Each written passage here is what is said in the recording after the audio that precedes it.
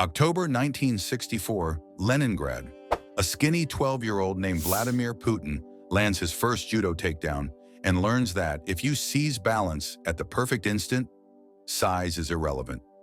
6 decades later, he is still throwing opponents. Only now the mat is Ukraine, the Arctic, and the ever-shifting arena of cyberspace. Welcome back to the Legacy Report, the channel where we strip away hype and hatred to weigh the real legacies of world leaders.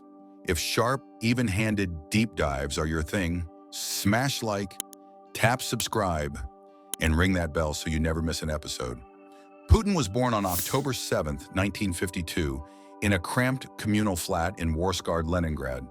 2 older brothers had died before his birth, one of diphtheria, the other during the siege, leaving grief-stricken parents determined to protect their lone surviving son.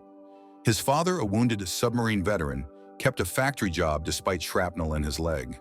His mother bartered bread coupons to stave off starvation. Young Volodya hunted rats with a stick, devoured spy novels, and craved structure. Judo and Sambo delivered that structure and a lifelong conviction that timing beats brute force. 1989, Dresden, East Germany. KGB Captain Putin watches protesters surround the local Stasi headquarters. Phones to Moscow go silent. He steps outside with one pistol and declares, "My men will shoot." The crowd melts away. No shots are fired. Looking back, he sums up the moment. Power exists only when people believe it does. It is an early masterclass in theater and bluff.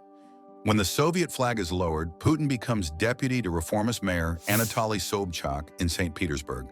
He fast-tracks foreign investment deals, arranges barter shipments of food, and earns a reputation for total loyalty. In 1998, Boris Yeltsin appoints him chief of the FSB and, 8 months later, prime minister. That September, a string of apartment bombings kills more than 300 Russians. Putin vows to wipe terrorists out in the outhouse, reignites the Chechen War, and his approval soars. On New Year's Eve 1999, a frail Yeltsin resigns. Putin becomes acting president and comfortably wins the election 3 months later. The early 2000s, nicknamed the Fat Zeros, bring a flood of oil money. Between 1999 and 2010, Russia's GDP per capita leaps from about $1,300 to more than $10,000, while poverty falls from 40% to roughly 10%. A flat 13% income tax lures investors. Salaries and pensions start arriving on time. For millions, Putin means normal life. Wages paid, airports refurbished, supermarket shelves overflowing. Prosperity, however, comes with consolidation. In May 2000, he carves 89 regions into 7 federal districts, each led by a hand-picked envoy who can fire elected governors. Independent broadcaster NTV is absorbed by Gazprom Media after a bruising tax case, and civic groups that receive foreign grants must brand themselves foreign agents. Admirers call it stability. Critics call it democracy on a leash. The security state expands in parallel. In Chechnya, Grozny is flattened and loyalist Ramzan Kadyrov is installed. Terror attacks inside Russia plunge, yet rights monitors log kidnappings, torture, and extrajudicial killings. Meanwhile, the FSB swells to roughly 270,000 officers, larger than the Soviet KGB, and gains sweeping powers over phone taps, emails, and encrypted chats. While tabloids stalk oligarch yachts, a quieter empire is built on Russian smartphones. Gosuslugi, launched in 2009, begins as a website to pay parking tickets. By 2020, it boasts 126 million verified users, virtually every adult. In July 2025, Parliament merges Gosuslugi with Max, a VK super app bundling messaging, banking, ride-hailing, cloud storage, streaming video, and biometric ID. One tap renews a passport or registers a baby, yet the same tap records location pings, purchase history, and tax files on Kremlin servers. Critics warn of China-style social credit, Russian addition, but surveys report 80% user satisfaction. Convenience beats privacy. Climate change fuels Putin's second grand project, the Arctic Gambit. As polar ice retreats, the Kremlin orders 13 nuclear icebreakers, more than the rest of the world combined, launches the $21 billion Arctic LNG-2 terminal and targets 80 million tons of cargo on the Northern Sea route by 2025. Rosatom floats small nuclear reactors to power remote ports, and the Defense Ministry stations S-400 missiles to guard them. In September 2024, a tanker completes the passage in midwinter, proving year-round navigation despite sanctions. If global shippers commit, the route could shave 10 days off Asia-Europe trade and bypass NATO-controlled choke points. Soft power peaks and crashes in Sochi. The 2014 Winter Olympics cost an eye-watering $50 billion.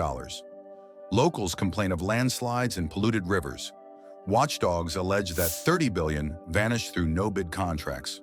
2 years later, the McLaren report exposes a state-run doping ring that swapped dirty urine samples through a hidden wall. Russia is banned from multiple games, and in 2022, the International Judo Federation strips Putin's honorary 9th Dan black belt. Prestige turns to embarrassment. Foreign ventures follow a steady pattern. 2008, Russian armor rolls into Georgia, freezing Tbilisi's NATO dream. 2014, unmarked little green men seize Crimea, and a rushed referendum seals annexation. 2015, Russian jets fly nearly 40,000 sorties in Syria, rescuing Bashar al-Assad and field-testing hypersonic missiles. Supporters hail strategic genius. Critics call it 21st century imperialism. Then comes the Ukraine gamble. On February 24th, 2022 Russian columns crossed the border, expecting Kyiv to capitulate within days. 3 years later, trenches scar a 1,000-kilometer front, cruise missile raids hit power grids, and drone swarms darken the sky. The United Nations counts over 12,000 civilian deaths, while millions have fled abroad. Moscow confiscates $50 billion in Western assets, rebrands the economy a fortress, and reroutes exports through China, India, and the Gulf. Independent analysts using obituary data and satellite imagery estimate 300,000 Russian casualties, figures the Kremlin will neither confirm nor deny. A war meant to cement his legacy now threatens to define it. Dissent is dangerous. Boris Nemtsov is shot on a Moscow bridge in 2015. Alexei Navalny survives Novichok, returns, receives 19 years, and dies in Arctic penal colony K3 in 2024. Historian Vladimir Kara-Murza gets 25 years after surviving 2 poisonings. Thousands of activists flee, yet police still haul protesters from city squares. Fear has become an institution. Putin loves aphorisms. On nostalgia, anyone who doesn't regret the Soviet collapse has no heart. Anyone who wants it back has no brains. On technology, whoever becomes the leader in artificial intelligence will rule the world. Imperial longing meets tech ambition, and budgets follow the rhetoric. Strip away propaganda, and Putin's authority rests on 2 levers: information and geography. One is etched in silicon, servers cataloging every tax ruble and medical scan.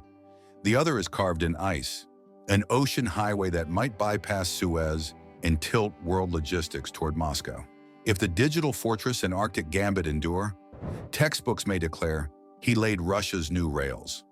If they fracture under sanctions and climate chaos, historians may call it overreach. Either way, the echo of that first judo throw remains. Timing, balance, and the will to act while others hesitate. Which gamble will matter most?